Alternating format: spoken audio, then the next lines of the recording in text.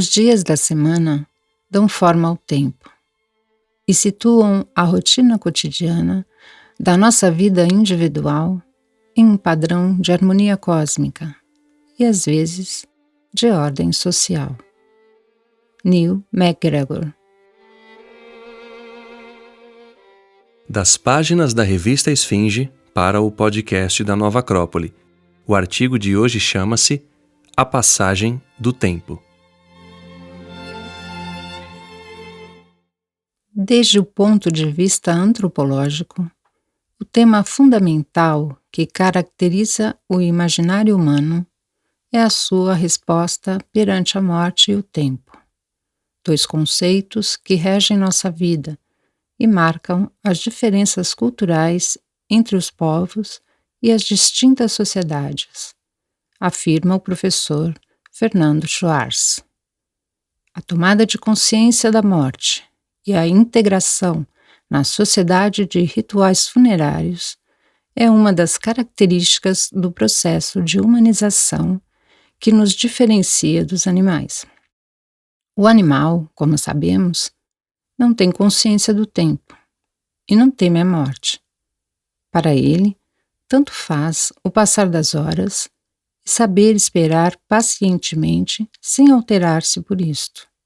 Nós, no entanto, temos dificuldade para estar no presente, pois vivemos entre a memória do passado e a angústia ou o entusiasmo do futuro. O tempo, para nós, é o símbolo da mudança, do inexorável, que nos leva para a morte, que tanto nos preocupa porque não somos capazes de perceber a realidade da nossa própria mortalidade.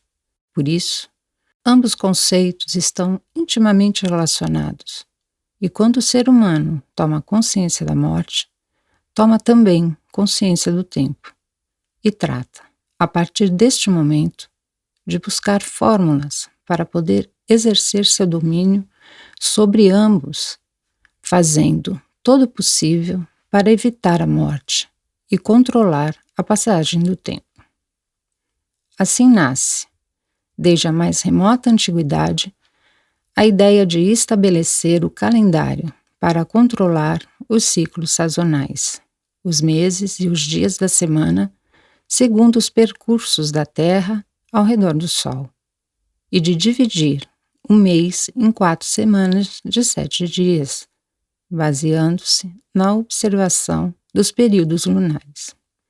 Na Bíblia, narra-se em Gênesis que Deus fez o mundo em 6 dias e no 7º descansou, ordenando aos homens e animais a fazerem o mesmo.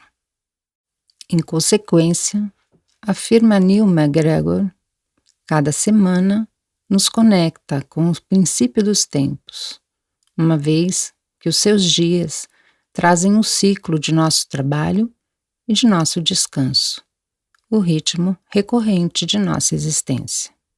A semana de 7 dias constitui um fenômeno global, ainda que as diferentes religiões, especialmente as monoteístas, tenham dedicado, cada uma, um dia distinto ao seu Deus respectivo e o descanso semanal. Segundo os muçulmanos, a sexta-feira, os hebreus, o sábado, ou os cristãos, o domingo.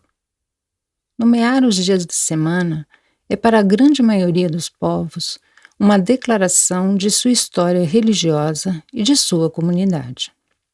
Em resumo, desde que o ser humano começou a desenvolver suas habilidades próprias, diferenciando-se assim do resto dos animais, começa a perceber a influência que o tempo exerce sobre sua vida e trata de medi-lo e organizá-lo para poder manter a memória do passado e fazer previsões para o futuro. Os reis sacerdotes do Oriente Próximo e do Antigo Egito controlavam a elaboração dos calendários e, a partir de suas observações do céu, eram capazes de prever fenômenos naturais como os eclipses ou as cheias dos rios, para organizar cada ano de trabalhos rurais. Desde estes tempos que os ritos dos calendários estão sempre reforçados pelas festas e pelos rituais religiosos, consagrando-se os meses e os dias às distintas divindades de seus respectivos panteões. Deste modo, as sociedades humanas estão gerando sistemas de medição e organização do tempo, baseando-se em suas observações astronômicas, no movimento aparente do Sol, nos ciclos periódicos da Lua e as mudanças da posição da Terra em relação aos planetas. Para isso, nasceram os calendários, para poder controlar o tempo, instituindo as festas populares e os ritos religiosos, baseando-se nos solstícios e equinócios, plenilúnios e chuvas de estrelas. As reflexões deste podcast foram retiradas do artigo A Passagem do Tempo, escrito por Maria Angústias Carrillo, que você pode ler na íntegra no site revistaesfinge.com.br. Eu sou Kátia Esteves, voluntária da Nova Acrópole.